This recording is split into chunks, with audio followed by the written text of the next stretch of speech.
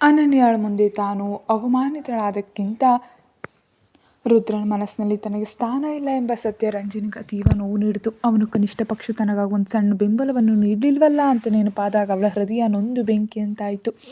ಅಂದು ಪೂರ್ತಿ ದಿನ ರಂಜನಿ ಕವನಾಳ್ ಕೋಣೆಯಲ್ಲೇ ಸಮಯ ಕಳೆದ್ಲು. ಸರಸ್ವತಿ ಮತ್ತು ಪಾರ್ವತಮ್ಮ ರಂಜನಿ ವಿಷಯದಲ್ಲಿ ಕಿಂಚಿತ್ತೂ ಗಮನ ನೀಡ್ತಿರ್ಲಿಲ್ಲ.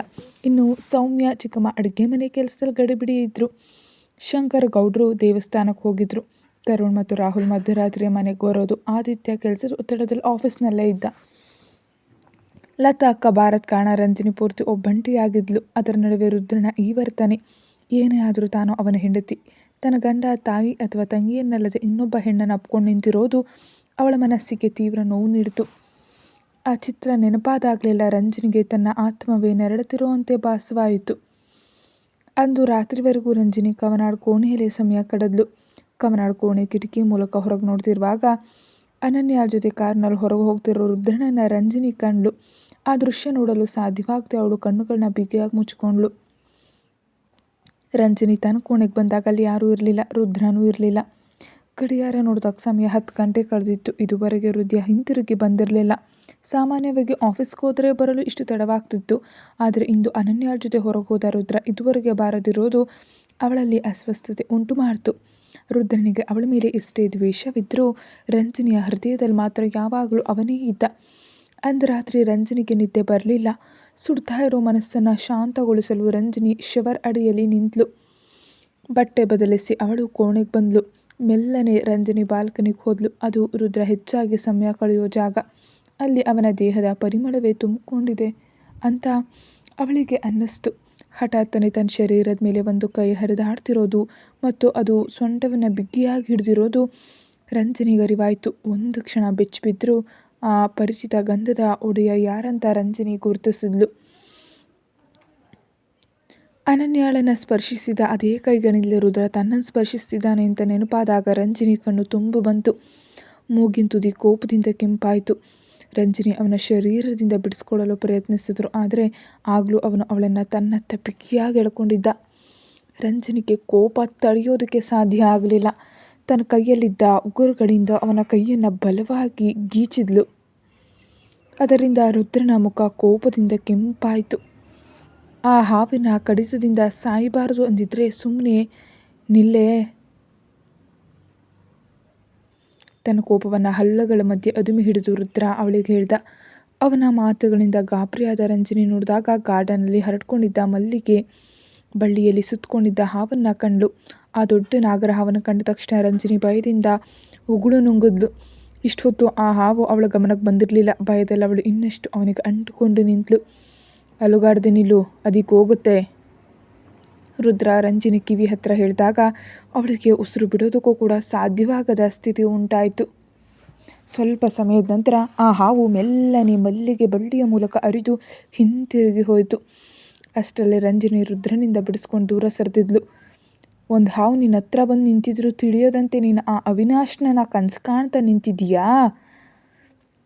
ರಂಜನಿಯ ಕೈ ಹಿಡಿದು ಹಿಸುಕ್ತಾ ರುದ್ರ ಅರಚಿದ.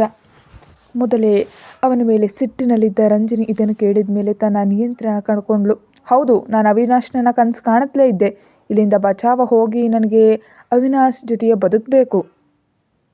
ರಂಜನಿ ಹೇಳು ಮುಗಿಸೋ ಮೊದಲೇ ರುದ್ರ ಅವಳ ಕೈ ತಿರುಗಿಸಿ ಹಿಡಿದಿದ್ದ. ಅವನ ಕಣ್ಣುಗಳು ಕೋಪದಿಂದ ಕೆಂಪಾದವು. ಮುಖದ ನರಗಳು ಬಿಗಿದ್ವು. ನೀನು ಏನು ಹೇಳಿದೆ? ಧೈರ್ಯ ಇದ್ದರೆ ಇನ್ನೊಮ್ಮೆ ಹೇಳು. ಅವಳ ಕೈಯನ್ನು ಬಿಗಿಯಾಗಿ ಸಿಕ್ತಾ ಅವನು ಹೇಳ್ದ. ನೋವಿನಿಂದ ಕಣ್ ತುಂಬಿದ್ರು ರಂಜನಿ ಅವನನ್ನು ಕೋಪದಿಂದಲೇ ನೋಡಿದ್ಲು. ಹೇಳ್ತೀನಿ, ಹೆಂಡತಿ ಇರುವಾಗಲೇ ನಿಮಗೆ ಪ್ರೇಯಸಿ ಜೊತೆ ಪ್ರೀತಿ ಹಂಚ್ಕೊಳ್ಳೋದಕ್ಕೆ ಸಾಧ್ಯ ಅಂದಮೇಲೆ ನನಗ್ಯಾಕೆ ಸಾಧ್ಯ ಇಲ್ಲ? ರುದ್ರನ ಹಿಡಿತದಿಂದ ಒದ್ದಾಡಿ ಬಿಡಿಸ್ಕೊಳ್ತಾ ಅವಳನ್ನು ನೋಡಿ ಅವಳು ಅರ್ಚಿದ್ಲು. ಇದುವರೆಗೆ ತನ್ನೊಳಗೆ ಅಡಗಿಸಿಟ್ಟಿದ್ದ ಎಲ್ಲ ಕೋಪ ಮತ್ತು ಸಂಕಟ ರಂಜನಿಗೆ ಅರಿವಿಲ್ಲದೆಯೇ ಆ ಕ್ಷಣ ಹೊರಗೆ ಬಂತು. ಅವಳ ತುಂಬಿದ ಕಣ್ಣುಗಳನ್ನು ಮತ್ತು ಕೋಪದಿಂದ ಕೆಂಪಾದ ಮೂಗನ್ನು ನೋಡಿದ ರುದ್ರ ಅವಳನ್ನೇ ದಿಟ್ಟಿಸಿ ನೋಡ್ತಾ ನಿಂತ. ತಕ್ಷಣ ಅವನ ತುಟಿಗಳಲ್ಲಿ ಒಂದು ತಿರಸ್ಕಾರದ ನಗು ಮೂಡ್ತು. ಹೆಂಡತಿ ಅದು ನೀನು?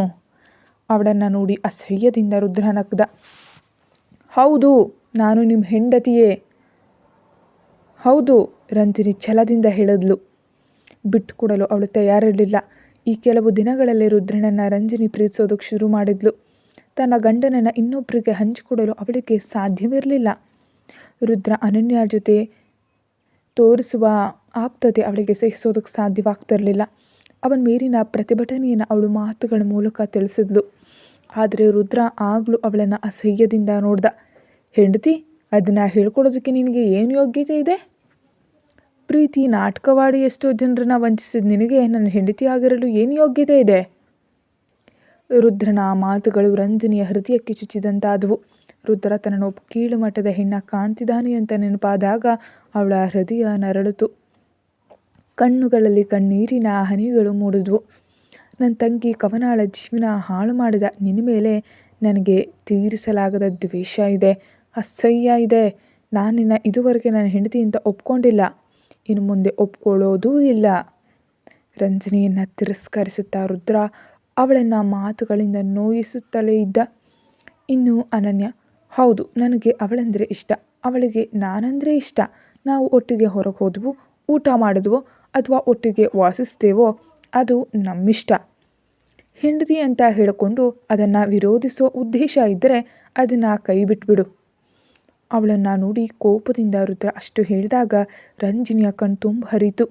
ಒಳಗಡೆ ಒಂದು ಬೆಂಕಿ ಉರಿದಿರುವಂತೆ ಅವಳಿಗೆ ಅನ್ನಿಸ್ತು. ಕಣ್ಣೀರು ಸುರಿಯುತ್ತಲೇ ಇತ್ತು. ಆದರೂ ಬಿಟ್ಟುಕೊಡಲು ಅವಳು ಸಿದ್ಧವಿರಲಿಲ್ಲ. ಆ ಸಮಯದಲ್ಲಿ ಅವಳಲ್ಲೋ ಒಂದು ಹಠ ತುಂಬಿಕೊಂಡಿತು. ನಿಮಗೆ ತೋಚಿದಂತೆ ನೀವು ಬದುಕಬಹುದು ಅಂದರೆ ನನಗೂ ಅದು ಸಾಧ್ಯ. ನಿಮಗೆ ಅವಳ ಜೊತೆ ಇರೋದಕ್ಕೆ ಸಾಧ್ಯ ಅಂದರೆ ನನಗೂ. ರಂಜನಿ ಹೇಳಿ ಮುಗಿಸೋ ಮೊದಲೇ ರುದ್ರನ ಕೈ ಅವಳ ಮುಖದ ಮೇಲೆ ಬಿತ್ತು. ಕೆಂಪಾಗಿರೋ ಅವನ ಕಣ್ಣುಗಳನ್ನು ಕಂಡಾಗ ಅವಳಲ್ಲೂ ಭಯ ತುಂಬಿತು. ಆ ಕ್ಷಣ ರಂಜನಿಯನ್ನು ಸುಟ್ಟು ಬೂದಿ ಮಾಡುವಷ್ಟು ದ್ವೇಷ ಆ ಕಣ್ಣುಗಳಲ್ಲಿ ತುಂಬಿತು. ಓಹೋ, ಹಾಗಾದರೆ ಅದು ನಿನ್ನ ಉದ್ದೇಶವಾ? ಸರಿ, ಉತ್ತಮ ಹೆಂಡತಿಯಂತೆ ಎಲ್ಲರ ಮುಂದೆ ನಟಿಸ್ತಿದೀಯಾ? ನನ್ನ ಮುಂದೆ ಪಶ್ಚಾತ್ತಾಪ ಪಡೋ ಪಾಪಿಯಂತೆ ಇರ್ತೀಯಾ? ಆದರೂ ಅವಳ ಮನಸ್ಸಿನಲ್ಲಿ ಇರೋದು ಆ ಅವಿನಾಶ್ನ ಜೊತೆ ಹೋಗಬೇಕು ಅಂತಾನಾ? ಅದು ನಡೆಯಲ್ಲ. ನಿನ್ನನ್ನು ನಾನು ಎಲ್ಲಿಗೂ ಬಿಡೋದಿಲ್ಲ. ನಿನ್ನ ಜೀವನ ನನ್ನ ಕಾಲಿನ ಅಡಿಯಲ್ಲಿದೆ. ನಿಮ್ಮನ್ನು ಸುಮ್ಮನೆ ಬದುಕೋದಕ್ಕೆ ನಾನು ಬಿಡೋದಿಲ್ಲ. ಹೆಂಡತಿಯಾದ ನನಗೆ ವಂಚಿಸಿ ನೀನು ಅನನ್ಯ ಜೊತೆ ಬದುಕ್ಬೋದು ಅಂದರೆ ನನಗ್ಯಾಕೆ ಸಾಧ್ಯ ಇಲ್ಲ? ನಿನಗೆ ವಂಚಿಸಿದ್ದೀನಿ ಅಂತ ಹೇಳೋದಕ್ಕೆ ನಾನು ನಿನಗೆ ಎಂದು ಆಸೆಯನ್ನಾಗಲಿ ನಿರೀಕ್ಷೆಯನ್ನಾಗಲಿ ನೀಡಿಲ್ಲ. ನಿನ್ನ ಮುಂದೆ ಒಳ್ಳೆ ಗಂಡನಂತೆ ನಟಿಸಿಲ್ಲ. ಗಂಡನ ಅಧಿಕಾರ ತೋರಿಸಲು ನಿನ್ನ ಶರೀರವನ್ನು ಮುಟ್ಟಿಲ್ಲ. ಹಾಗಿದ್ಮೇಲೆ ಯಾವ ಹಕ್ಕಿನಿಂದ ನೀನು ನನ್ನನ್ನು ಕೇಳ್ತಿದ್ಯಾ? ರಂಜನಿ ಕೆನ್ನೆಯನ್ನು ಹಿಡಿದು ಒತ್ತುತ್ತಾ ರುದ್ರ ಅರ್ಚಿದ. ಅವಳನ್ನು ನೋಡಿ ಒಮ್ಮೆ ಅಸಹ್ಯಪಟ್ಟು ರುದ್ರ ಹಾಸಿಗೆ ಮೇಲೆ ಮಲಗ್ದ. ರಂಜನಿಗೆ ಅತೀವ ನೋವಾಯಿತು.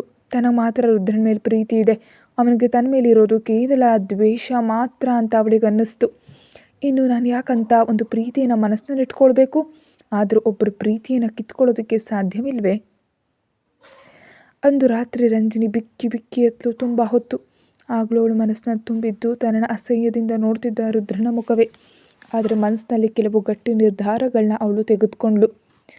ಯಾವಾಗಲೂ ಮಲಗುವಂತೆ ಅಂದು ಅವಳು ಸೋಫಾದಲ್ಲಿ ಮಲಗಿ ನಿದ್ದೆಗೆ ಜಾರಿದ್ಲು. ಎಂದಿನಂತೆ ಬೆಳಗ್ಗೆ ಎದ್ದು ರುದ್ರನಿಗೆ ಬೇಕಾದನ್ನೆಲ್ಲ ಸಿದ್ಧಪಡಿಸಿಟ್ಲು. ಎಂದಿನಂತೆ ಅವನಿಗೆ ಬೇಕಾದ ಆಹಾರ ಬಡಿಸುವಾಗಲೂ ಅವಳ ಮುಖ ಶಾಂತವಾಗಿತ್ತು. ಆದರೆ ಅವಳು ಮಾಡುವ ಪ್ರತಿಯೊಂದು ಕೆಲಸವೂ ಯಾಂತ್ರಿಕವಾಗಿತ್ತು. ತನ್ನ ಕಣ್ಣುಗಳು ಅಕಸ್ಮಾತಾಗಿ ಅವನ ಕಡೆ ಹೋಗದಂತೆ ಅವಳು ಎಚ್ಚರ ವಹಿಸ್ತಿದ್ಲು. ಅವಳ ನಡವಳಿಕೆಯಲ್ಲಿ ಸಣ್ಣ ವ್ಯತ್ಯಾಸ ಕಂಡರೂ ಅವನದನ್ನು ಗಂಭೀರವಾಗಿ ತೆಗೆದುಕೊಳ್ಳಿಲ್ಲ. ಅವನು ಆಫೀಸ್ಗೆ ಹೋದ ತಕ್ಷಣ ಅವಳು ಎಂದಿನಿಂದ ಕವನಾಳ ಹತ್ರ ಹೋದ್ಲು. ಕವನಾಳ ಪ್ರತಿಯೊಂದು ಕೆಲಸವನ್ನು ಅವಳು ಮಾಡಿದ್ಲು. ಕವನಾಳಿಗೆ ಏನೇನು ಇಷ್ಟವೋ ಅದನ್ನು ಇತರರಿಂದ ತಿಳ್ಕೊಂಡು ರಂಜನಿ ಎಲ್ಲವನ್ನ ಮಾಡಿದ್ಲು. ಎಂದಿನಂತೆ ಸರಸ್ವತಿ ಮತ್ತು ಪಾರ್ವತಮ್ಮ ಸಿಕ್ಕಾಗಲೆಲ್ಲ ರಂಜನಿಯನ್ನು ಮಾತುಗಳಿಂದ ಚುಚ್ಚುತ್ತಿದ್ರು. ಆದರೆ ರಂಜನಿ ಈಗ ಅದನ್ನು ಮೊದಲಿನಂತೆ ತಲೆಗೆ ಹಚ್ಕೊಳ್ತಾ ಇರಲಿಲ್ಲ. ಮತ್ತೆ ದಿನಗಳು ಕಳೆದವು. ರುದ್ರ ಆಫೀಸ್ನಲ್ಲಿ ಹೊಸ ಪ್ರಾಜೆಕ್ಟ್ ಕೆಲಸದಲ್ಲಿ ಬ್ಯುಸಿಯಾಗಿದ್ದ. ರಾತ್ರಿ 12 ಗಂಟೆಗೆ ಬಂದರೆ ಬೆಳಿಗ್ಗೆ 6 ಗಂಟೆಗೆ ಆಫೀಸ್ಗೆ ಹೋಗ್ತಿದ್ದ. ಹಾಗಾಗಿ ರಂಜನಿ ಜೊತೆ ಜಗಳಾಡೋದಕ್ಕೆ ಅವನಿಗೆ ಸಮಯ ಇರಲಿಲ್ಲ. ಒಂದು ವೇಳೆ ಅವನು ಮನೆಯಲ್ಲಿದ್ದರೂ ಅವಳು ಅವನಿಗೆ ಮುಖ ಕೊಡದಂತೆ ಪರಮಾವಧಿ ಎಚ್ಚರವನ್ನು ವಹಿಸ್ತಾ ಇದ್ಲು. ಮನೆಯ ಇತರ ಪುರುಷರ ಸ್ಥಿತಿಯು ಇದೇ ಆಗಿತ್ತು. ತನ್ನ ಆಫೀಸ್ನಿಂದ ಮಿಸ್ ಆದ ಕೆಲವು ಮುಖ್ಯವಾದ ಫೈಲ್ಗಳ ಹುಡುಕಾಟದಲ್ಲಿದ್ದ ರುದ್ರ ಎಷ್ಟು ಸಾಧ್ಯವೋ ಅಷ್ಟು ಬೇಗ ಅದನ್ನು ಹುಡುಕದಿದ್ದರೆ ತಮ್ಮ ಅಸ್ತಿತ್ವಕ್ಕೆ ಅದು ಅಪಾಯವಾಗ್ತಿತ್ತು. ಎಲ್ಲದರಿಂದಲೂ ರುದ್ರ ಪೂರ್ತಿ ಬ್ಯುಸಿಯಾಗಿದ್ದ. ಅದಕ್ಕಾಗಿ ರಂಜಿನಿನ ಗಮನಿಸಲು ಅವನಿಗೆ ಸಮಯವೇ ಇರಲಿಲ್ಲ. ಆದರೆ ಆ ಸಮಯದಲ್ಲಿ ರಂಜಿನಿ ತನ್ನ ಕೆಲಸವನ್ನು ಅಚ್ಚುಕಟ್ಟಾಗಿ ಮಾಡ್ತಾ ಇದ್ಲು. ಅಷ್ಟೇ ಅಲ್ಲದೆ ಅವಳು ರಹಸ್ಯವಾಗಿ ಕವನಾಳ ಆಕ್ಸಿಡೆಂಟ್ ಬಗ್ಗೆಯೂ ವಿಚಾರಿಸ್ತಾ ಇದ್ಲು. ಸರಸ್ವತಿ ಮತ್ತು ಪಾರ್ವತಮ್ಮ ಅವಳ ಜೊತೆ ಹಳೆಯಂತೆಯೇ ಇದ್ದರು. ಇನ್ನು ಶಂಕರ್ ಗೌಡರು ಒಂದು ಚಾರಿಟೇಬಲ್ ಟ್ರಸ್ಟ್ನ ಕೆಲಸದ ಮೇಲೆ ಬೇರೆ ಕಡೆ ಹೋಗಿದ್ರು. ಕೆಲವು ದಿನಗಳಲ್ಲಿ ಕವನಾಳಿಗೆ ಊಟ ನೀಡಿದ ನಂತರ ಮಾತ್ರೆ ನೀಡಿ ಅವಳನ್ನು ಮಲಗಿಸಿ ರಂಜಿನಿ ಹೊರಗೆ ಹೋಗ್ತಿದ್ಲು. ಲತಾಕ್ 2 ದಿನದ ಕಳೆದ ನಂತರ ಹಿಂತಿರುಗಿ ಬರ್ತಾರೆ. ಎಂದಿನಂತೆ ಕೆಲಸ ಮುಗಿಸಿ ಅವಳು ರುದ್ರನಿಗಾಗಿ ಕಾಯ್ತಿದ್ಲು. ಸಾಮಾನ್ಯವಾಗಿ ಅವನು ಬರಲು ಹೇಗಿದ್ರು 12 ಗಂಟೆ ಆಗ್ತಿತ್ತು. ಅಲ್ಲಿವರೆಗೆ ರಂಜಿನಿ ಅವನನ್ನು ಕಾಯ್ತಿದ್ಲು. ಆದರೆ ಬಂದ ತಕ್ಷಣ ಫ್ರೆಶ್ ಆಗಿ ಊಟ ಮುಗಿಸಿ ಅವನು ಲ್ಯಾಪ್ಟಾಪ್ ಹಿಡಿದು ಕೂತ್ಕೊಳ್ತಿದ್ದ. ರಂಜಿನಿ ಸೋಫಾದಲ್ಲಿ ರುದ್ರನಿಂದ ಎಷ್ಟು ಸಾಧ್ಯವೋ ಅಷ್ಟು ದೂರ ನಿಂತಿದ್ದರೂ ಅವಳ ಮನಸ್ಸಿನಲ್ಲಿ ಆಗಲೂ ಅವನು ಮಾತ್ರ ಇದ್ದ. ಈಗ ತಮ್ಮ ನಡುವೆ ಇರೋದು ಕೇವಲ ಒಂದು ತಪ್ಪು ತಿಳುವಳಿಕೆ ಮಾತ್ರ ಅಂತ ಸಾಕ್ಷ್ಯಗಳು ತನ್ನ ಕೈ ಸೇರಿದ ತಕ್ಷಣ ತನ್ನ ಪ್ರೀತಿಯನ್ನು ರುದ್ರ ಒಪ್ಕೊಳ್ತಾನೆ ಅಂತ ಅವಳಿಗೆ ನಂಬಿಕೆ ಇತ್ತು. ಯಾಕಂದರೆ ತನ್ನ ತಪ್ಪಿನ ಶಿಕ್ಷೆಯನ್ನು ಅವಳು ಈಗಾಗಲೇ ಅನುಭವಿಸಿ ಮುಗಿಸಿದಾಳೆ.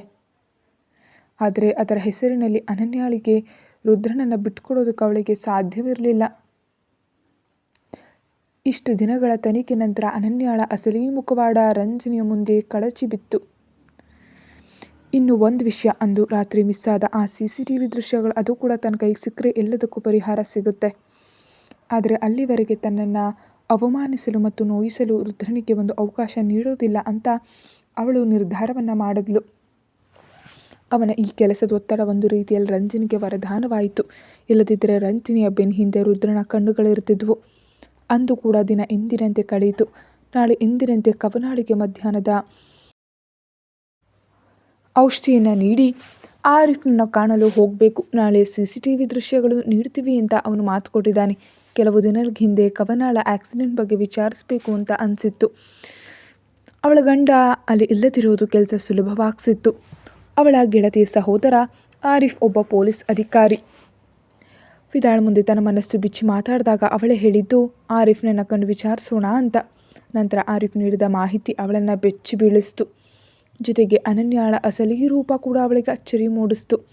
ರುದ್ರನನ್ನು ಪ್ರಾಮಾಣಿಕವಾಗಿ ಪ್ರೀತಿಸೋ ಹುಡುಗಿ ಅವರ ಮಧ್ಯೆ ತಾನು ಬಂದದ್ದು ಅವಳಿಗೆ ಒಪ್ಕೊಳ್ಳೋದಕ್ಕೆ ಸಾಧ್ಯವಾಗ್ತಿಲ್ಲ ಅಂತ ರಂಜಿನಿ ಭಾವಿಸಿದ್ಲು. ಆದರೆ ಅವಳ ಅಸಲಿ ಉದ್ದೇಶ ತಿಳಿದ ತಕ್ಷಣ ಅವಳ ಮೇಲೆ ಅತೀವ ಅಸಹ್ಯ ಉಂಟಾಯಿತು. ಜೊತೆಗೆ ತನ್ನ ಗಂಡ ಮೋಸ ಹೋಗ್ತಿದ್ದಾರೆ ಎಂಬ ಅರಿವಾಯಿತು. ಆರಿಫ್ ಜೊತೆಗೂಡಿ ಅನನ್ಯಾಳ ವಿರುದ್ಧದ ಸಾಕ್ಷ್ಯಗಳನ್ನು ಸಂಗ್ರಹಿಸಿದ್ಲು. ಇನ್ನು ಅಂದು ರಾತ್ರಿಯ CCTV ಫುಟೇಜ್ ಕೂಡ ಸಿಕ್ಕರೆ ಯಜಮಾನರ ಮುಂದೆ ತನ್ನ ನಿರಪರಾಧಿತ್ವವನ್ನು ಸಾಬೀತುಪಡಿಸಲು ಸಾಧ್ಯ. ಆದರೂ ಸಂಪೂರ್ಣವಾಗಿ ತಾನು ನಿರಪರಾಧಿಯಲ್ಲ. ನಾಳೆ ಆ ದೃಶ್ಯಗಳು ಕೂಡ ಸಿಗಬೇಕು. ಎಂದಿನಂತೆ ಎಲ್ಲರೂ ಮಲಗಿದ್ರು. ರಂಜಿನಿ ರುದ್ರನಿಗಾಗಿ ಆಹಾರವನ್ನು ಎತ್ತಿಟ್ಟು ಸೋಫಾದಲ್ಲಿ ಕೂತಿದ್ಲು. ಆಗ ಹಠಾತ್ತನೆ ಕಾಲಿಂಗ್ ಬೆಲ್ ಶಬ್ದ ಕೇಳಿಸ್ತು. ಸಾಮಾನ್ಯವಾಗಿ 12 ಗಂಟೆಗೆ ಬರ್ತಿದ್ದ ರುದ್ರ ಇಂದು 10 ಗಂಟೆಗೆ ಬಂದ. ಎಂದಿನಂತೆ ರಂಜಿನಿ ಬಾಗಿಲು ತೆರೆದ್ಲು. ಅವನನ್ನು ಗಮನಿಸದಂತೆ ನಿಂತಳು. ರುದ್ರ ಅವಳನ್ನು ಒಮ್ಮೆ ನೋಡಿ ಫ್ರೆಶ್ ಆಗೋದಕ್ಕೆ ಹೋದ. ಅವನು ಬರುವಷ್ಟರಲ್ಲಿ ರಂಜಿನಿ ಅವನಿಗಾಗಿ ಊಟವನ್ನು ಟೇಬಲ್ ಮೇಲೆ ಇರಿಸಿದ್ಲು. ಅವನನ್ನು ಕಂಡ ತಕ್ಷಣ ರಂಜಿನಿ ವೇಗವಾಗಿ ಅಡುಗೆ ಮನೆಗೆ ನಡೆದ್ಲು. ನೀನು ಊಟ ಮಾಡಿದ್ಯಾ? ಹಠಾತ್ತನೆ ಬಂದ ರುದ್ರನ ಪ್ರಶ್ನೆಗೆ ರಂಜಿನಿ ಪದರಿ ಹೋದ್ಲು. ತಕ್ಷಣ ಅವಳು ಅವನತ್ತ ತಿರುಗಿ ನೋಡಿದ್ಲು. ಅವನು ಬೇರೆ ಯಾರಿಗಾದರೂ ಕೇಳ್ತಿದ್ದಾನಾ ಎಂಬ ಅನುಮಾನ ಅವಳಿಗೆ ಬಂತು. ಆದರೆ ರುದ್ರ ಆಗಲೂ ಅವಳನ್ನೇ ನೋಡ್ತಿದ್ದ. ನೀನು ಊಟ ಮಾಡಿದ್ಯಾ ಅಂತ ಕೇಳಿದೆ. ಅವನು ಧ್ವನಿ ಏರಿಸಿ ಕೇಳಿದಾಗ ರಂಜಿನಿ ಗಾಬರಿಯಿಂದ ಇಲ್ಲ ಅಂತ ತಲೆ ಅಲ್ಲಾಡಿಸಿದ್ಲು. ಕೂತ್ಕೋ, ನಾವಿಬ್ಬರು ಒಟ್ಟಿಗೆ ಊಟ ಮಾಡೋಣ. ಅವಳ ಕಡೆ ನೋಡದೆಯೇ ಊಟವನ್ನು ಮಾಡ್ತಾ ಅವನು ಹೇಳ್ದ. ಅದನ್ನು ಕೇಳಿದ ರಂಜಿನಿಯ ಒಳಗಿನ ಎಲ್ಲ ಸಂಕಟಗಳು ಒಂದು ಕ್ಷಣ ಮಾಯವಾದವು.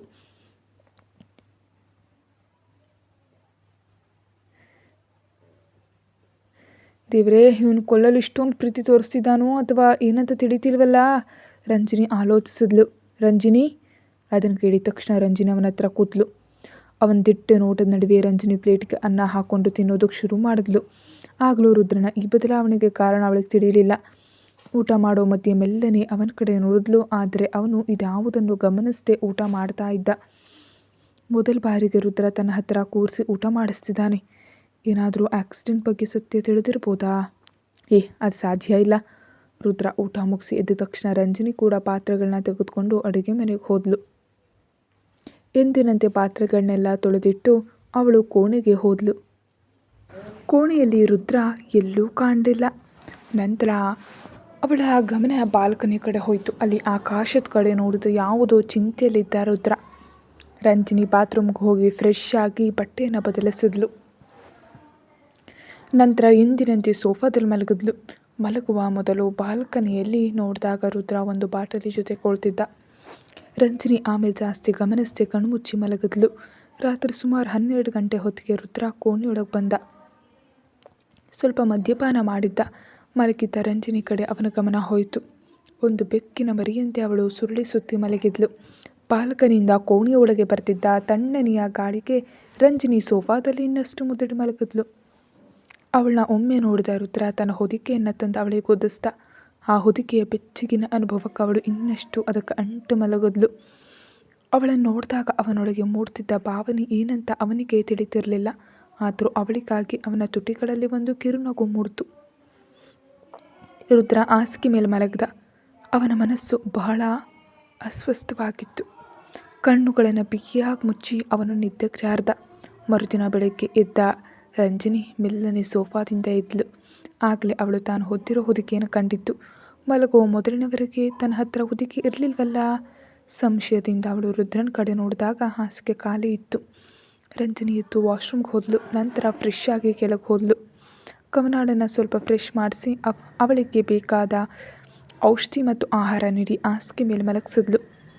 ಅರ್ಧ ಗಂಟೆ ಮೊದಲು ಲತಾ ಅಕ್ಕ ಬಂದಿದ್ದರು. ಅವ್ರನ್ನ ಕಂಡಾಗ ರಂಜಿನಿ ನಿರಾಳವಾಯಿತು. ರಂಜಿನಿಯನ್ನು ನೋಡಿ ನಗ್ತಾ ಲತಾ ಅಕ್ಕ ಒಳಗೆ ಬಂದರು. ಖುಷಿ ಮಗಳು ಕೂಡ ಅವಳನ್ನು ಅಪ್ಕೊಂಡು ಪ್ರೀತಿ ತೋರಿಸಿದ್ಲು. ನಂತರ ಬೇಗ ಅಡುಗೆ ಮನೆಗೆ ಹೋಗಿ ರುದ್ರನಿಗಾಗಿ ಬ್ರೇಕ್ಫಾಸ್ಟನ್ನು ಸಿದ್ಧಪಡಿಸಿ ಇಟ್ಲು. ಹಲವು ದಿನಗಳ ನಂತರ ಕೂತಿದ್ದ ಅರಮನೆಯ ಪುರುಷರೆಲ್ಲರೂ ಒಟ್ಟಿಗೆ ಕೂತು ಊಟ ಮಾಡ್ತಿರೋದು ಕಂಡು ಬಂತು. ರುದ್ರನ್ ಪಕ್ಕದಲ್ಲಿ ಆದಿತ್ಯ ಕೂತಿದ್ದ. ನಂತರ ತರುಣ್ ಮತ್ತು ರಾಹುಲ್, ಶಂಕರ್ ಗೌಡ್ರು ಮತ್ತು ಜನಾರ್ದನ್ ಎಲ್ಲರೂ ಆಫೀಸ್ಗೆ ಹೋಗಬೇಕಾದ್ರಿಂದ ಪುರುಷರು ಮೊದಲು ಊಟಕ್ಕೆ ಕೂತರು. ಅವ್ರ ಜೊತೆ ಖುಷಿ ಮಗಳು ಕೂಡ. ಊಟ ಮುಗಿಸಿ ಎಲ್ಲರೂ ಆಫೀಸ್ಗೆ ಹೋದರು. ಲತಾ ಅಕ್ಕ ಬಂದದ್ದು ರಂಜನಿಗೆ ಸಂತೋಷ ನೀಡಿದ್ರು. ಇಂದು ಆರಿಫ್ನನ್ನು ಕಾಣಲು ಸಾಧ್ಯವಾಗ್ತಿಲ್ವಲ್ಲ ಎಂಬ ಸಂಕಟ ಅವಳನ್ನು ಕಾಡ್ತು. ಹೇಗಾದರೂ ಮಾಡಿ ಅನನ್ಯಾಳ ವಿರುದ್ಧದ ಸಾಕ್ಷಿಗಳನ್ನ ಸಂಗ್ರಹಿಸಲೇಬೇಕು. ನಂತರ ರಂಜಿನಿ ತನ್ನ ಫೋನ್ನಿಂದ ಇಂದು ಬರೋದಕ್ಕೆ ಸಾಧ್ಯ ಇಲ್ಲ ಅಂತ ಮೆಸೇಜ್ ಕಳಿಸಿದ್ಲು. ಅಂದು ರಂಜಿನಿ ಸ್ವಲ್ಪ ಸಮಯ ಲತಾ ಅಕ್ಕನ ಜೊತೆ ಕಳೆದ್ಲು. ತನ್ನ ಆಫೀಸ್ ಕ್ಯಾಬಿನ್ನಲ್ಲಿ ಕೂತಿದ್ದ ರುದ್ರ ಹಠಾತ್ತನೆ ತನ್ನ ಲ್ಯಾಪ್ಟಾಪ್ ತೆರೆದು ಸ್ಕ್ರೀನ್ ಕಡೆ ನೋಡಿದಾಗ ಅವನ ಕಣ್ಣುಗಳು ಅರಳಿದ್ವು. ಕವನಾಳನ್ನು ತನ್ನ ಹತ್ರ ಕೂರಿಸಿ ಅವಳ ಕೂದಲು ಬಾಚಿಕೊಡ್ತಿರೋ ರಂಜಿನಿ ಏನನ್ನೋ ಅವಳ ಜೊತೆ ನಿರಂತರವಾಗಿ ಮಾತಾಡ್ತಿದ್ದಾಳೆ. ಹಠಾತ್ತನೆ ಅವನ ಕ್ಯಾಬಿನ್ ಬಾಗಿಲು ತೆರೆದು ಒಳಗೆ ಬಂದ ಆದಿತ್ಯ ನೋಡಿದ್ದು ಲ್ಯಾಪ್ಟಾಪ್ ನೋಡಿ ನಗ್ತಿರೋ ರುದ್ರನನ್ನು. ರುದ್ರ, ಆದಿತ್ಯನ ಧ್ವನಿ ಕೇಳಿದ ತಕ್ಷಣ ರುದ್ರ ಬೇಗ ಲ್ಯಾಪ್ಟಾಪ್ ಆಫ್ ಮಾಡ್ದ. ಆದಿತ್ಯನ ಕಡೆ ನೋಡ್ದ. ಆದಿತ್ಯ ಗಂಭೀರವಾಗಿ ರುದ್ರನ ಹತ್ರ ಬಂದ. ರುದ್ರ, ನನಗೆ ನಿನ್ನ ಹತ್ರ ಸ್ವಲ್ಪ ಮಾತಾಡಬೇಕಿದೆ, ಹೊರಗೆ ಹೋಗೋಣ? ಹ್ಞೂ. ರುದ್ರನ ಕಡೆ ಗಂಭೀರವಾಗಿ ಮಾತಾಡಿ ಆದಿತ್ಯ ಹೊರಗೆ ಹೋದ. ರುದ್ರ ಅವನ ಹಿಂದೆ ಹೋದ. ಆದಿತ್ಯ ರುದ್ರನನ್ನು ಕರ್ಕೊಂಡು ಸಮುದ್ರ ತೀರಕ್ಕೆ ಹೋದ. ಶಾಂತವಾಗಿ ಸಮುದ್ರದ ಮೇಲೆ ಚಲಿಸ್ತಿರೋ ಅಲೆಗಳನ್ನು ಇಬ್ಬರು ನೋಡ್ತಾ ಕೂತರು. ಅಲ್ಲಿಗೆ ಬಂದಾಗಿನಿಂದ ಇಬ್ಬರು ಮೌನವಾಗಿದ್ದರು. ಆದಿತ್ಯ ಸಮುದ್ರವನ್ನೇ ನೋಡ್ತಿದ್ದ. ರುದ್ರನನ್ನು ಒಮ್ಮೆ ನೋಡ್ದ. ನಿನ್ನ ಉದ್ದೇಶ ಏನು? ರುದ್ರನನ್ನು ನೋಡ್ತಾ ಆದಿತ್ಯ ಗಂಭೀರವಾಗಿ ಕೇಳ್ದ. ರುದ್ರ ಸಂಶಯದಿಂದ ಆದಿತ್ಯನ ಕಡೆ ನೋಡ್ದ. ರಂಜನಿಯ ವಿಷಯದ ಬಗ್ಗೆ ನಾನು ಹೇಳ್ತಾ ಇರೋದು. ಏನು ಮಾತನಾಡದೆ ಆದಿತ್ಯ ಸಮುದ್ರವನ್ನೇ ನೋಡ್ತಾ ಕೂತ. ಅವನನ್ನು ನೋಡ್ತಾ ಆದಿತ್ಯ ಮುಂದುವರಿಸ್ದ, ಸಾಕಪ್ಪ, ಅವಳಿಂದ ಒಂದು ಅಚಾತುರ್ಯ ನಡೆಯಿತು ಅಂತ ಭಾವಿಸಿ ಕ್ಷಮಿಸ್ಬಿಡು. ಆಗಲೂ ರುದ್ರ ಏನೂ ಮಾತಾಡಲಿಲ್ಲ. ಮಾಡಿದ ತಪ್ಪಿಗೆ ಒಬ್ಬ ಕೆಲಸದವಳಂತೆ ಅವಳು ಇಷ್ಟು ದಿನ ಕಳೆದಿದ್ದಾಳೆ. ಯಾವುದಕ್ಕೂ ಎದುರು ಮಾತಾಡದೆ ಒಬ್ಬ ಗುಲಾಮಳಂತೆ ಅವಳು ಅಲ್ಲಿ ಕಷ್ಟಪಡ್ತಿಲ್ವೇ? ಸಾಲದಕ್ಕೆ ಅವಳ ಮನೆಯವರಿಂದಲೂ ದೂರಾಗಿ ಒಂಟಿಯಾಗಿ ಒಂದು ತಾಲಿ ಕಟ್ಟಿದ ಕಾರಣಕ್ಕೆ ಅವಳ ಜೀವನದಲ್ಲಿ ಸಾಕಷ್ಟು ಅವಮಾನ ಮತ್ತು ಒಂಟಿತನ ಅನುಭವಿಸ್ತಿಲ್ವಾ? ಶಂಕರ್ ಗೌಡ್ರು, ಲತಾ ಮತ್ತು ಚಿಕ್ಕಮ್ಮನನ್ನು ಬಿಟ್ಟರೆ ಬೇರೆ ಯಾರೂ ಅವಳನ್ನು ಮನುಷ್ಯಳಂತೆ ಕಾಣ್ತಿಲ್ವಲ್ಲ? ನೀನು ಇನ್ನೂ ಅವಳನ್ನು ಎಷ್ಟು ನೋಯಿಸಿದ್ರೂ ಕವನ ಮೊದಲಿನಂತೆ ಆಗೋದಿಲ್ಲ. ನೀನು ರಂಜನಿಗೆ ಮಾಡ್ತಿರೋದನ್ನು ಕವನ ನೋಡ್ತಿದ್ದಾಳೆ. ಕವನ ಎಂದು ಜೀವನಕ್ಕೆ ಮರಳಿ ಬರ್ತಾಳೋ ಅಂದು ಅವಳ ಮುಂದೆ ನೀನು ಅಪರಾಧಿಯಾಗಿರ್ತೀಯ. ಅದಕ್ಕೆ ಬೇಡಪ್ಪ, ಈ ದ್ವೇಷದ ಹೆಸರಿನಲ್ಲಿ ಹಾಳಾಗ್ತಿರೋದು ನಿಮ್ಮ ಜೀವನ. ಆಮೇಲೆ ನೋಯುವ 10 ಮನಸ್ಸುಗಳು. ಆದಿತ್ಯ ಅಷ್ಟು ಹೇಳಿದಾಗ ರುದ್ರ ಅವನ ಕಡೆ ನೋಡ್ದ. ಕತೆ ಮುಂದುವರಿಯುತ್ತೆ. Thank you. ಹೆಚ್ಚಿನ ವಿಡಿಯೋಗಾಗಿ ಚಾನೆಲ್ ಮೆಂಬರ್ಶಿಪ್ ತಗೊಳ್ಳಿ. Thank you.